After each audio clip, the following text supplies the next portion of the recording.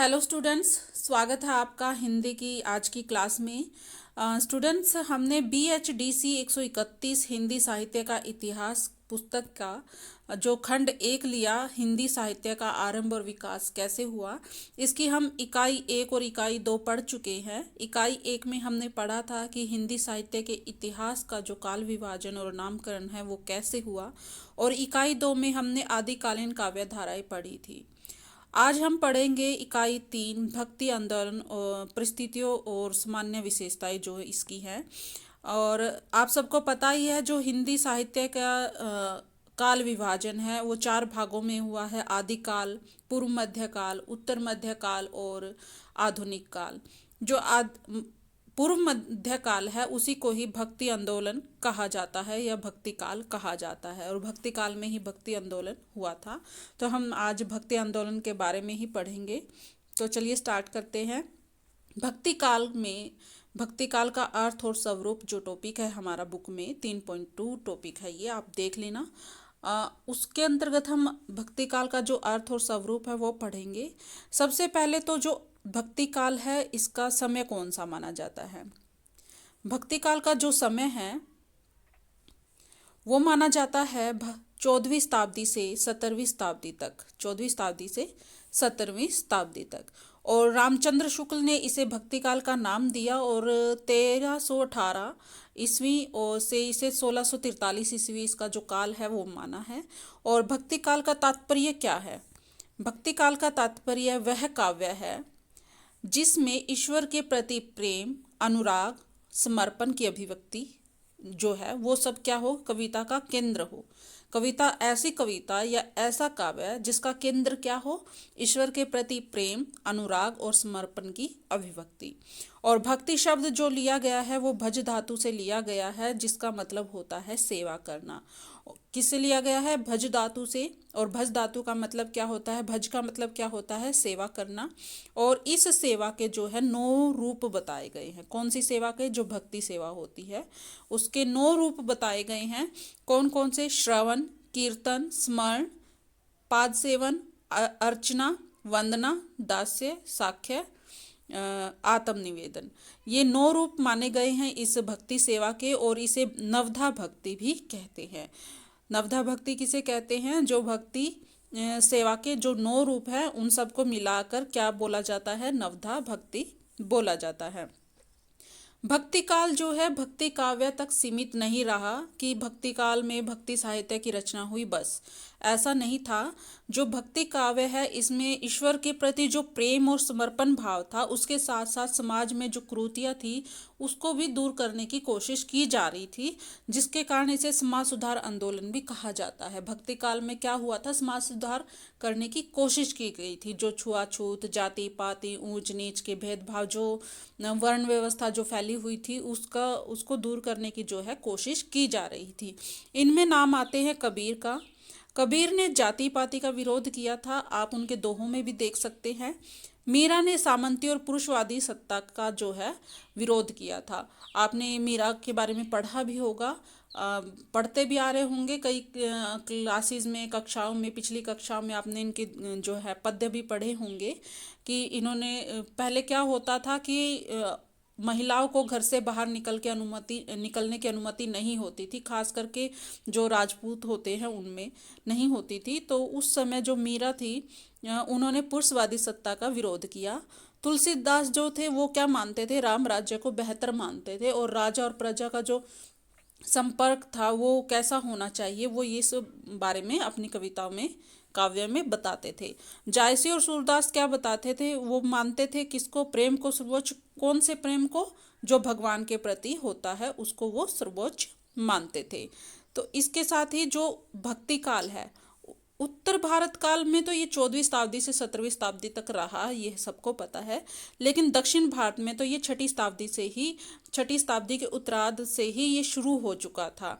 और उनमें किसके नाम आते हैं? आलवार का और नयनार का। आलवार जो थे वो विष्णु भक्त थे, और नयनार जो थे वो शिव भक्त थे। और इन्होंने इनके अपनी जो है भक्ति काल में साहित्य की रचना की।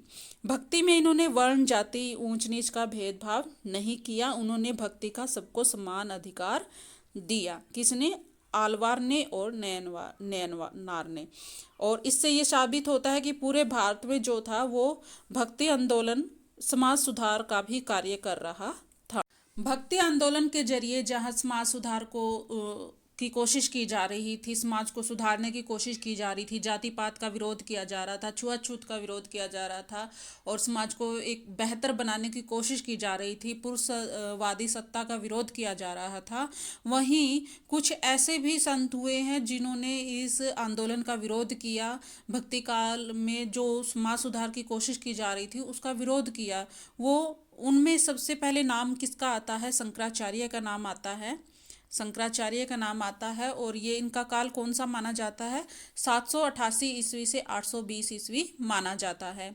वर्ण व्यवस्था का समर्थन इन्होंने किया और अद्वैतवाद की भी स्थापना की। वैसे तो ये दोनों एक दूसरे के बिल्कुल ही विरोध दिखाई दे रहा है कि जहाँ ये एक तरफ से वर्ण व्यवस्था का समर्थन कर रहे हैं कि जो 4 वर्णों में बटा हुआ है समाज उसका समर्थन कर रहे हैं, लेकिन वही अद्वैतवाद की स्थापना भी इन्होंने की। अद्वैतवाद क्या होता है?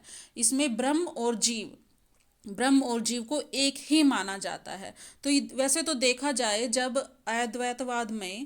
अद्वैतवाद में जहाँ ब्रह्म और जीव एक ही हैं तो वहाँ वर्ण व्यवस्था का कोई आधार ही नहीं रह जाता, क्योंकि वर्ण व्यवस्था में हर प्राणी को अलग अलग माना जा रहा है, मनुष्य को अलग अलग माना जा रहा है। जबकि अद्वैतवाद में क्या कहा गया है कि ब्रह्म और जीव एक ही हैं। तो ये दोनों अलग अलग ही लग रहे हैं, लेकिन इन्होंने एक तरफ से वर्ण व्यवस्था का है जो समर्थन किया, तो दूसरी तरफ अद्वैतवाद की स्थापना की। इन्होंने शूद्र को ज्ञान का अधिकार नहीं दिया। इनके अनुसार शूद्र को ज्ञान नहीं होना चाहिए, ज्ञान का अधिकारी इन्होंने नहीं माना। लेकिन इनके भी विरोधी आ गए। इन्होंने क्या किया? शंकराचार्य ने भक्ति आंदोलन में जो समाज सुधार चल रहा था उसका विरोध किया। और शंकराचार्य का विरोध किसने किया? रामानुजाचार्य ने। किसने किया? रामानुजाचार्य ने। इनका काल कौन सा माना जाता है? 1017 से 1127 ईस्वी।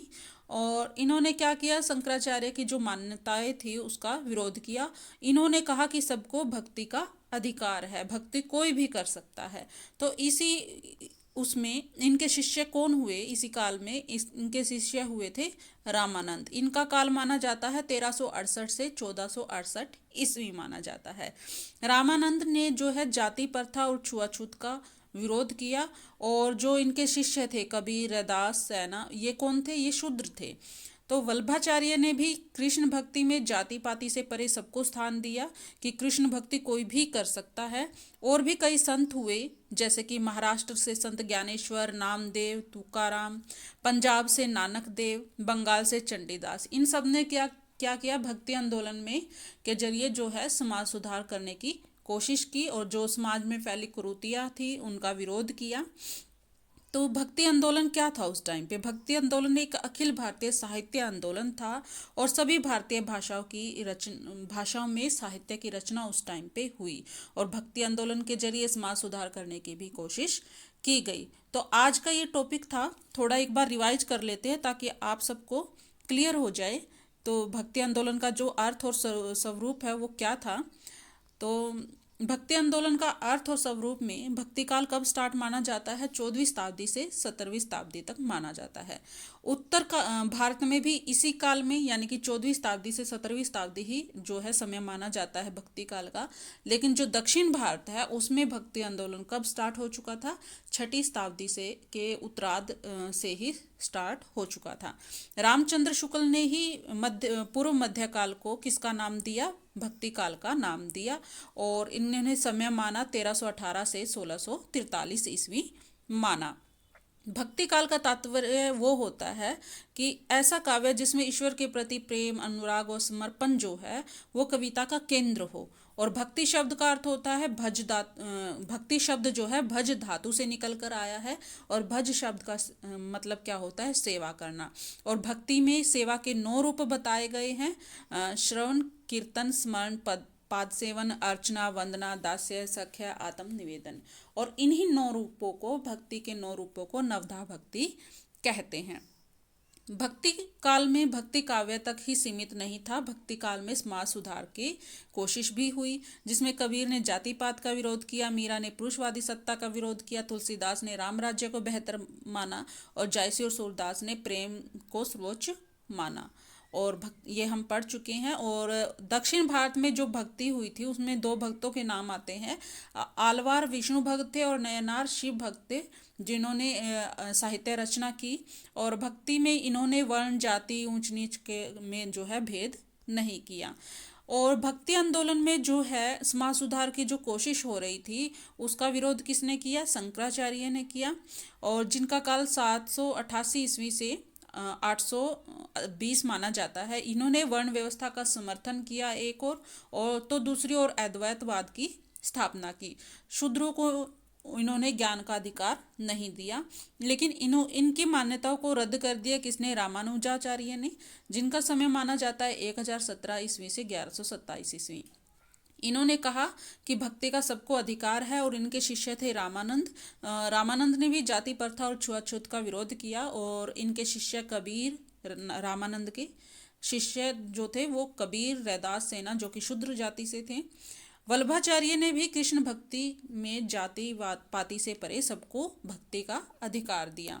महाराष्ट्र में संत ज्ञानेश्वर, नामदेव और तुकाराम हुए। पंजाब से नानक देव, बंगाल से चंडीदास हुए, जिन्होंने भक्ति काल में समाज सुधार की कोशिश की। और भक्ति साहित्य जो रचा गया, साहित्य की जो रचना हुई उसमें अपना विशेष योगदान दिया इन्होंने अपना। और जो भक्ति आंदोलन एक अखिल भारतीय साहित्य आंदोलन था और सभी भारतीय भाषाओं में जो है साहित्य की रचना हुई। तो आज की क्लास के लिए इतना ही। नेक्स्ट टॉपिक के साथ, इसी लेसन का नेक्स्ट टॉपिक हम करेंगे नेक्स्ट क्लास में, भक्ति आंदोलन का उद्देश्य। तब तक के लिए नमस्कार।